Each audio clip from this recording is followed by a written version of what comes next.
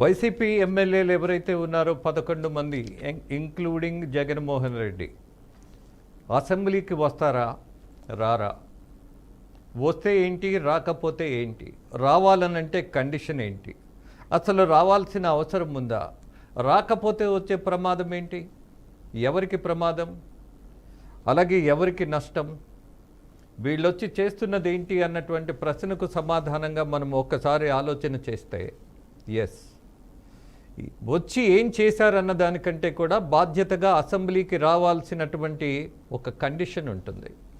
సుదీర్ఘకాలం, ఒక నియమితమైనటువంటి కాలం వరకు వాళ్ళు రాకపోయినా పర్వాలేదు, కానీ ఆ నియమిత కాలం దాటిన తర్వాత రాకపోతే మాత్రం ఆటోమేటిక్గా వాళ్ళు డిస్క్వాలిఫై అవుతారు.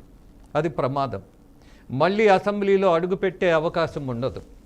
మరి అంత ప్రమాదాన్ని ఎవరైనా కోరి తెచ్చుకుంటారా? కోర్స్ ఇవాళ తెలంగాణ మాజీ ముఖ్యమంత్రిగా ఉన్నటువంటి కేసీఆర్ అసెంబ్లీకి రాకపోతే వచ్చే ప్రమాదాన్ని గమనించినప్పుడు ఆయన తీసుకున్నటువంటి నిర్ణయం ఎలాంటిదో అందరూ చూశారు.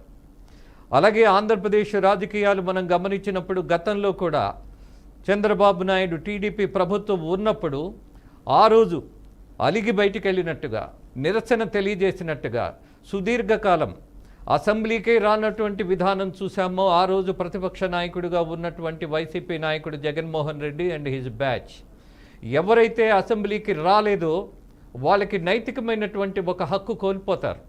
ఆ బాధ్యత ఉన్న వాళ్ళు ఏం చేస్తారు? ఎప్పుడైతే నెలవారీ వీళ్ళకు వేతనంగానో లేకపోతే అనేకమైనటువంటి వసతులతో కూడినటువంటి కొన్ని ఉంటాయి పేమెంట్స్,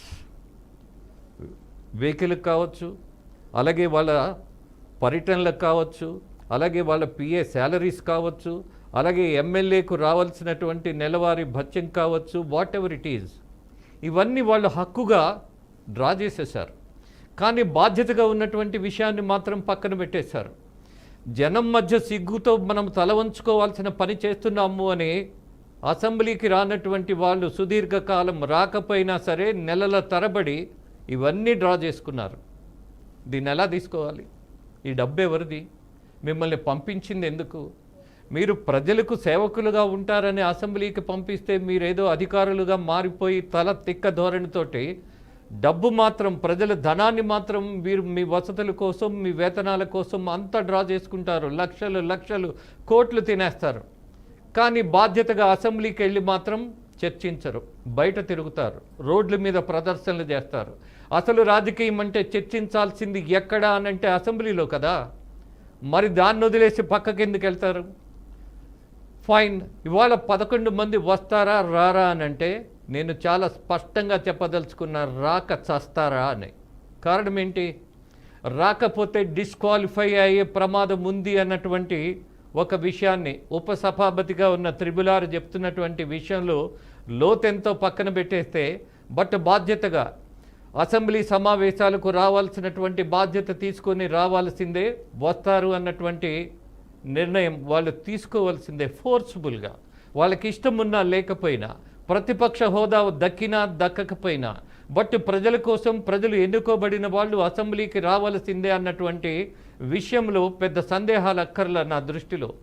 రాక చస్తారా అన్నటువంటి మాట ఎందుకంటున్నామంటే, ఎస్, సమస్యల కోసం చర్చించడానికి రాకపోవచ్చు, రాకపోతే వచ్చే ప్రమాదంతో, ఆ భయంతో ఏదైతే దాన్ని పరిష్కారం వైపు తీసుకెళ్లాలనుకుంటారో తల వంచుకొని మరి అసెంబ్లీకి వస్తారు.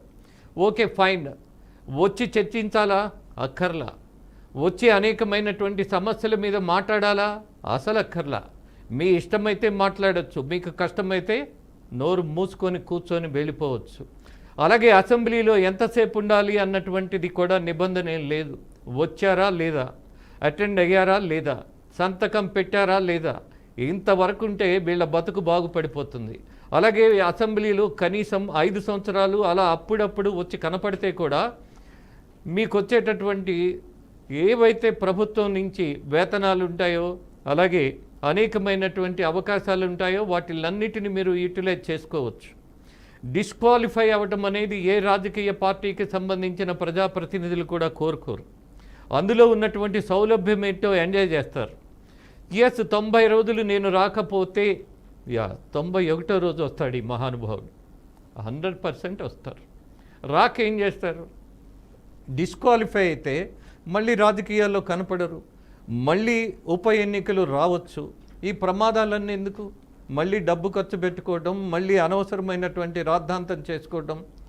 సో జగన్మోహన్ రెడ్డి అయినా, ఆయన కన్న తండ్రి అయినా, ఎవరైనా సరే ప్రమాదం ఉన్నప్పుడు, రాకపోతే కుదరదన్నప్పుడు, రాకుంటే వాళ్ళు డిస్క్వాలిఫై అవుతారని రూలు తెలిసినప్పుడు ఖచ్చితంగా వస్తారు.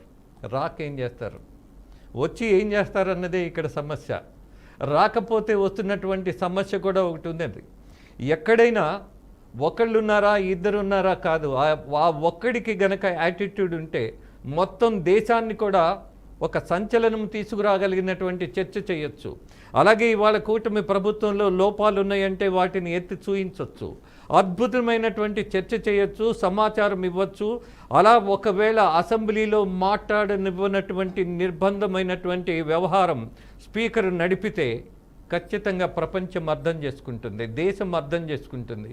మిమ్మల్ని పంపించినటువంటి మీ నియోజకవర్గ ఓటర్లతో పాటు అక్కడ ఉన్నటువంటి అందరూ, సామాన్యులు అందరూ కూడా మిమ్మల్ని అర్థం చేసుకొని మీరు చేస్తున్నటువంటి ప్రయత్నానికి, ఫైట్కి, యుద్ధానికి వాళ్ళు కూడా సన్నద్ధమవుతారు. కానీ అసలు మీకు ఇక్కడ యుద్ధం చేసే అలవాటే లేదే. అసలు ఇక్కడ చర్చించేటటువంటి ప్రతిభే లేకుండా పరిస్థితిలో బతుకుతున్నారు కదా. ఇవాళ పదే పదే పబ్లిక్ మీటింగ్స్లో మాట్లాడే కంటే కూడా అసెంబ్లీ సమావేశాలకు వచ్చి మీరు మీ ప్రతిభను, మీ బాధ్యతను, అలాగే రాష్ట్రంలో ఉన్నటువంటి సమస్యలను ఏవైనా సరే అసెంబ్లీలో చర్చించేటటువంటి అవకాశాన్ని ఎందుకు కోల్పోవాలి? మిమ్మల్ని పంపించింది ఎందుకు? చర్చించమని, అభివృద్ధి మీద ఫోకస్ చేయమని, అవినీతి మీద ఏలుగెత్తి చాటమని. ఇవాళ ఉన్నటువంటి కూటమి ప్రభుత్వంలో అనేక మంది ఎమ్మెల్యేలు కూడా ఇసుక దోపిడీకి పాల్పడుతున్నారు, లిక్కర్ స్కాములు కూడా మళ్ళీ కొత్త విధానంలో చేస్తున్నారు అన్నటువంటి వార్తలు వండించేటటువంటి పత్రికలను అడ్డం పెట్టుకున్న పార్టీలు ఏవైతే ఉన్నాయో ఇవి నిజమైతే ఇవి అసెంబ్లీలో చర్చించవచ్చుగా, అక్కడే లేవనెత్తచ్చుగా. అలాగే ఆ ఎమ్మెల్యేలు ఎవరు, వాళ్ళని మీరు గల్లా పట్టుకున్నంత ఇదిగా, ధాటిగా, ఘాటుగా అసెంబ్లీలో మీకున్నటువంటి అవకాశాన్ని ఉపయోగించుకోవచ్చుగా. దీన్ని వదిలేస్తున్నారు అని అంటే ఒకే ఒక చిన్న విషయం. ఒక కేసు రిజిస్టర్ అయిందంటే చర్చించేది ఎక్కడ? కోర్టులో. వాదోపవాదాలు వినిపించేది ఎక్కడ? ఆ జడ్జి ముందు. అలాగే అసెంబ్లీ పరిస్థితి ఏంటి? సకల సమస్యలకు వేదికగా మనం చర్చించటానికి ఉన్నటువంటి ఒక ప్రజాస్వామ్యమైన, గౌరవనీయమైనటువంటి ప్రదేశం అది. ఆ అవకాశాన్ని ఎందుకు వాడుకోకుండా ఎందుకు తప్పుకోవాలి? ఇదే కదా. అందుకే అంటున్నాం మళ్ళీ, రాక చస్తారా స్వీయ? ఖచ్చితంగా వస్తారు.